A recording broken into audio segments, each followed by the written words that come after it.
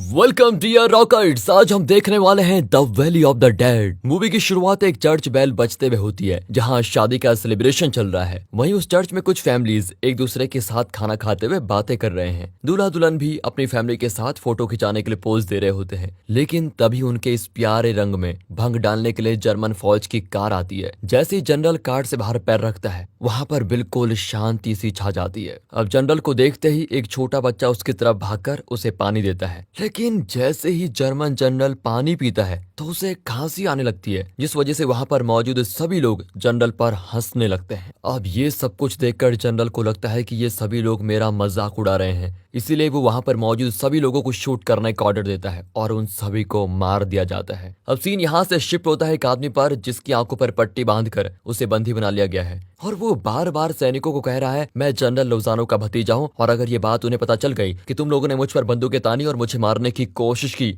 तो तुम सब बड़े खतरे में पड़ सकते हो, इसलिए अच्छा तो यही होगा कि तुम मुझे जाने दो। लेकिन उन सैनिकों पर उसकी बातों का कोई भी असर नहीं होता और वो उस आदमी को मारने वाले होते हैं। तभी वहां पर जनरल लोजानो आ जाते हैं और सैनिकों से कहते हैं कि ये मेरा भतीजा है, तुम इसे छोड़ दो। फिर जनरल के ऑर्डर के बाद उसको छोड़ दिया जाता है। अब हमें अगले सीन में जनरल लोजानो और वही आदमी जिसका नाम जैन है दोनों एक साथ बैठे हुए दिखाई देते हैं। तब पता चलता है कि जैन पेशे से वकील है और वो जनरल का भतीजा नहीं, बस अक्सर अपनी जान बचाने के लिए जनरल का भतीजा होने का झूठ बोलता है। अब जनरल जैन से कहते हैं कि ये तीसरी और आखिरी बार है जहां मैंने तुम्हारी जान बचाई, लेकिन अब तुम्हारी जान के बदले तुम्हें मेरे लिए एक काम करना होगा। जैन पूछता है कि बताइए मुझे क्या करना होगा। फिर जनरल उसको एक लिफाफा देते हुए कहता है तुम्हें इसको कर्नल तक पहुंचाना है। अब जैन को पता चलता है कि कर्नल तो इस वक्त एक ऐसी जगह पर है जहां जाना यानी मौत से दो दो हाथ करना है। लेकिन जैन के लिए मुश्किल ये भी थी कि अगर वो नहीं जाता तो उसे नाजी सैनिक फांसी लगाकर मार देते, इसलिए जैन के पास कर्नल तक जाने के अलावा और कोई रास्ता नहीं था। हालांकि जैन के लिए ये काम उतना मुश्किल भी नहीं है क्योंकि जैन एक वकील होने के साथ साथ एक कैप्टन भी है। जैन के पिता की मौत हो चुकी है लेकिन उसका भाई अभी भी जिंदा है। अब ना चाहते हुए भी जैन कर्नल को चिट्ठी देने के लिए मान ही जाता है। लेकिन जैसे ही वो जनरल को बताता है कि मुझे ड्राइविंग करने नहीं आती तो जनरल उसके साथ डिक्रूज नाम के एक लड़के को भेज देता है जो कि जंग के वक्त फौज से भाग कर आया था, इसलिए उसे यहाँ पकड़ कर रखा गया है। साथ ही डिक्रूज बहुत ही अच्छा ड्राइवर है, इसलिए जनरल जैन के साथ उसे भेज देता है।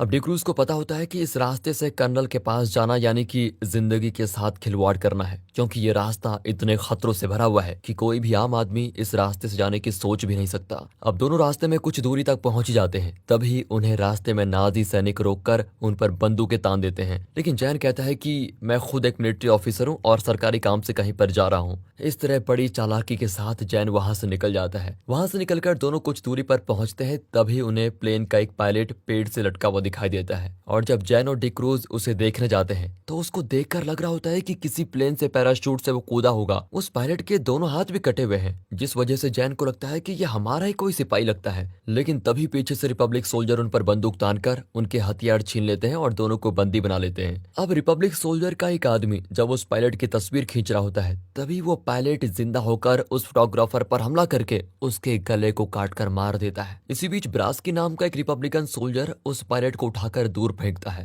लेकिन पायलट तो रेंगते हुए उनकी तरफ आने लगता है। ब्रास्की उस पर ढेर सारी गोलियां चलाता है लेकिन उस पर कोई भी असर नहीं होता और वो पायलट ब्रास्की को काटने ही वाला होता है। तभी ब्रास्की का सीनियर आकर उस पायलट के सर पर गोली मारकर उसे मार देता है। अब वो फोटोग्राफर उठ खड़ा होता है और उन्हें काटने के लिए बढ़ता है, इसलिए रिपब्लिकन सोल्जर उसे भी मार देते हैं। तभी रिपब्लिकन सोल्जर को आसमान में फाइटर प्लेन जाते हुए दिखाई देते हैं, इसलिए जल्दी से वो अपने कैंप की तरफ जाने लगते हैं। कैंप पहुंचने के बाद उन्हें अपने सभी साथी मरे हुए हालत में मिलते हैं और हर जगह तबाही मची हुई दिखाई देती है। लेकिन उन रिपब्लिकन सोल्जर की आवाज को सुनकर सभी मरे हुए लोग जिंदा हो जाते हैं और उनकी तरफ बढ़ने लगते हैं। इसी बीच एक रिपब्लिकन सोल्जर अपने पापा के पास जाने लगता है जो कि इस वक्त ज़ॉम्बी की हालत में है और फिर सभी ज़ॉम्बी मिलकर उस रिपब्लिकन सोल्जर को मार देते हैं। अब बाकी रिपब्लिकन सोल्जर के पास वहां से भागने के अलावा और कोई भी रास्ता नहीं होता। फिर वो एक नदी के पास आ जाते हैं, वहां से वो छोटी नाव में बैठकर नदी के दूसरे किनारे जाने लगते हैं। लेकिन तभी उनका पाला एक और ज़ॉम्बी से पड़ता है, लेकिन वो सोल्जर उस ज़ॉम्बी को भी मार देते हैं। लेकिन गोली की आवाज को सुनकर बाकी सभी ज़ॉम्बीज उनकी तरफ आने लगते हैं, इसलिए रिपब्लिकन सोल्जर एक एक करके सभी ज़ॉम्बी को मारने लगते हैं। लेकिन अफसोस इस मुठभेड़ में ब्रास्की ज़ॉम्बी के हाथ लग जाता है और ढेर सारे ज़ॉम्बी मिलकर उसका शिकार कर लेते हैं। अब ज़ॉम्बी से बचने के लिए सभी लोग वहां से निकलते हैं। फिर बहुत दूर जाने के बाद उनको एक घर दिखाई देता है। जैसे ही जैन और रिपब्लिकन सोल्जर उस घर में जाते हैं तभी उन पर पर राफेल जूनियर और नन बंदूक तान देती हैं, इसलिए रिपब्लिकन सोल्जर भी उन पर बंदूक तान देते हैं। लेकिन जैन उनसे कहता है कि ये वक्त लड़ाई करने का नहीं है, बल्कि साथ आकर इस मुश्किल हालातों से बाहर निकलने का है। फिर सभी लोग जैन की बात मान लेते हैं। जब जैन आग के पास बैठकर उस लेटर को पढ़ने की कोशिश करता है,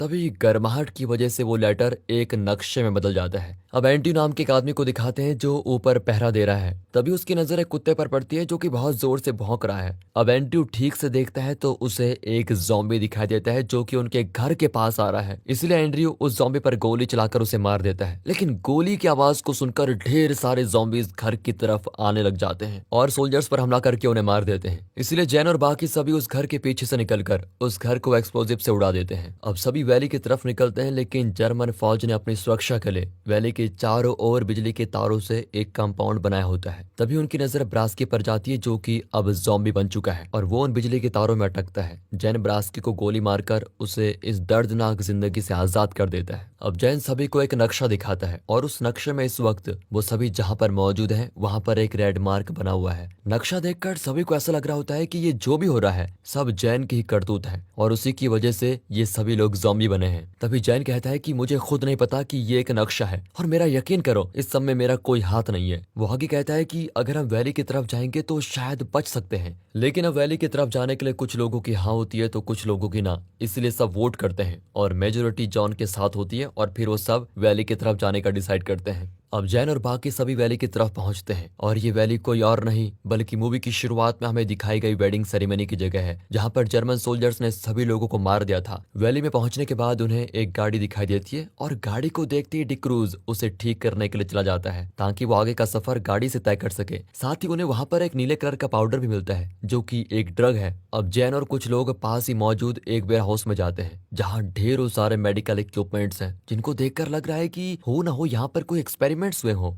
अब उन्हें वहां पर कुछ हलचल महसूस होती है, इसीलिए वो वहां पर वार्निंग देकर कहते हैं कि अगर तुम कोई इंसान हो तो बाहर आ जाओ वरना हम अंधाधुंध गोलीबारी करेंगे। तभी वहां से एक लड़की निकलती है और वो लड़की बताती है कि मेरा नाम ऐना है और दोस्तों ये लड़की कोई और नहीं बल्कि वही लड़की है जिसे हमें मूवी की शुरुआत में दिखाया गया था, जिसकी शादी हो रही थी और जर्मन सैनिकों ने उन पर गोलीबारी कर दी थी। अब मेटा नाम के सोल्जर ऐना से पूछती यहाँ पर हुआ क्या था। ऐना बताती है कि मेरी शादी थी लेकिन जर्मन सैनिकों ने आकर हम पर गोलीबारी कर दी। इसी बीच मेरे हस्बैंड को गोली लगी और वो मुझ पर गिर गए जिस वजह से मैं बच गई। इसी बीच एक रिपब्लिकन सोल्जर के हाथ में एक फाइल लग जाती है जिसमें ज़ॉम्बी के एक्सपेरिमेंट की सारी जानकारी होती है, जिससे सबको पता चल जाता है कि ये ज़ॉम्बी किसी एक्सपेरिमेंट की वजह से ही बने हैं। लेकिन वो रिपब्लिकन सोल्जर उस फाइल को देने से मना कर देता है क्योंकि वो उस फाइल को गवर्नमेंट को सौंपकर उनसे मोटी रकम हासिल करना चाहता है। इसलिए जब वो सोल्जर उस फाइल को लेकर दरवाजे के बाहर निकलता है उस पर ढेरों सारे ज़ॉम्बीज हमला कर देते हैं और उसे वहीं काट खाते हैं। इसलिए जैन और बाकी सभी लोग उस दरवाजे को बंद करके दूसरे दरवाजे से भागने लगते हैं, लेकिन ऐना बहुत ही जख्मी होती है, उससे चला ही नहीं जाता। इसलिए जूनियर उसे अपने साथ लेकर वहां से निकलने लगता है, लेकिन ऐना धीरे धीरे ज़ॉम्बी में कन्वर्ट होती है और जूनियर पर हमला कर देती है। लेकिन तभी राफेल और सोल जूनियर को बचाने के लिए आते हैं और फिर जूनियर को ऐना से बचा भी लेते हैं, लेकिन ऐना ने राफेल के जूते पर काट लिया होता है। तभी एंड्रयू वहां पर आकर देखता है और उसे लगता है ऐना ने राफेल को काट लिया, इसलिए अब वो भी ज़ॉम्बी बन जाएगा। इसलिए एंड्रयू राफेल को मारने ही वाला होता है। तभी राफेल अपना जूता उतार कर एंड्रयू को दिखाता है कि ऐना ने सिर्फ उसके जूते पर काटा है, उसका पैर बिल्कुल सही सलामत है, इसलिए एंड्रयू उसको नहीं मारता। अब जैन और बाकी सभी बड़ी मुश्किल से उस वेयर हाउस से बाहर निकलते हैं, लेकिन नन खुद को उस वेयर हाउस में बंद कर देती है और कैप्टन को बताती है कि जब वो लोग जूनियर को बचा रहे थे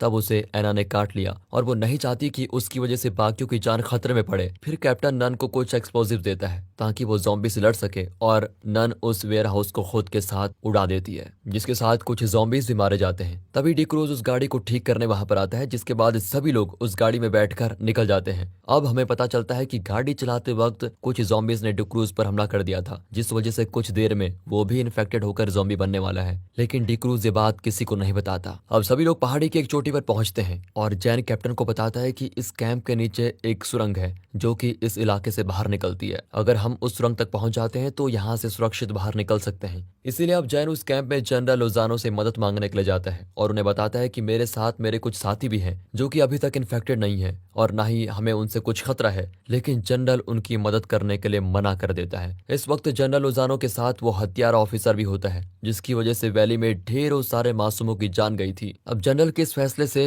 जैन बहुत ही नाराज होता है और अपने साथियों के साथ वापस आने लग जाता है। दूसरी ओर वही हत्यारा जनरल लोजानो को मार देता है। अब डिक रूस जैन को बताता है कि मैं इन्फेक्टेड हो चुका हूँ, इसलिए वो एक्सप्लोजिव लेकर उस कैंप की तरफ बढ़ता है ताकि वो कैंप की फेंसिंग को तोड़ दे और बाकी सारे साथी उस सुरंग तक पहुंच जाएं। और होता भी वैसा ही है। डिक रूस एक्सप्लोजिव्स को ब्लास्ट करता है और जैन और उसके बाकी सारे साथी सुरंग की ओर जाने लग जाते हैं। लेकिन एक्सप्लोजिव्स की आवाज को सुनकर वहां पर ढेरों ज़ॉम्बी आते हैं और सारे सिपाहियों को काट कर मारने लगते हैं। लेकिन इसी बीच जैन और उसके साथी बचने में कामयाब होते हैं। अब दिखाते हैं तो जैन, कैप्टन और मेटा ज़ॉम्बी के बीच में फंसे हुए हैं, लेकिन राफेल वहां पर आकर उन तीनों को बचा लेता है। अब जैन और मेटा दोनों इस बीमारी का एंटीडोट लेने के लिए आगे जाते हैं और दूसरी ओर कैप्टन वहां पर एक ट्रेन को स्टार्ट करने लगता है। यहाँ दिखाते हैं तो जूनियर और एंड्रयू उन ज़ॉम्बी से बचने के लिए एक ट्रक में घुस जाते हैं और आखिरी बार अपनी फैमिली को याद करके एक्सप्लोजिव्स के साथ खुद को उड़ा देते हैं, जिसमें कई सारे ज़ॉम्बीज भी मारे जाते हैं। अब जैन और मेटा भी उस लैब में पहुंच चुके हैं जहां पर वो हत्यारा अपने अंदर उस नीले ड्रग को इंजेक्ट कर रहा है। जैन उससे एंटीडोट के बारे में पूछता है,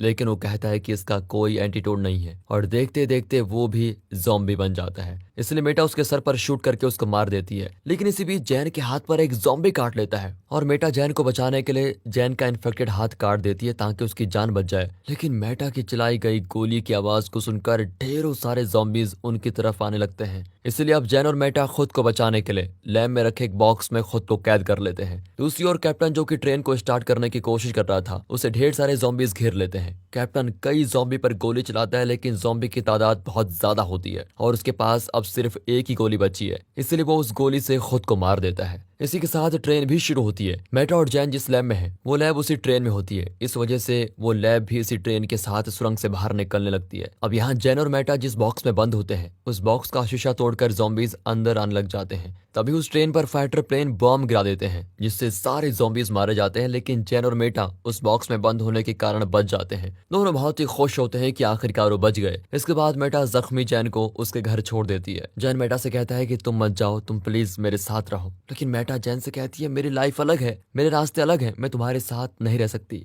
फिर वो जैन को छोड़कर चली जाती है और इसी के साथ ये मूवी यहाँ पर खत्म होती है। बाकी दोस्तों, स्टोरी अच्छी लगी हो, एक्सप्लेनेशन अच्छा लगा हो, वीडियो को लाइक कीजिए और चैनल को सब्सक्राइब। मिलते हैं अगली वीडियो में, तब तक के लिए गुड बाय, अपना ख्याल रखिए and finally thanks for watching.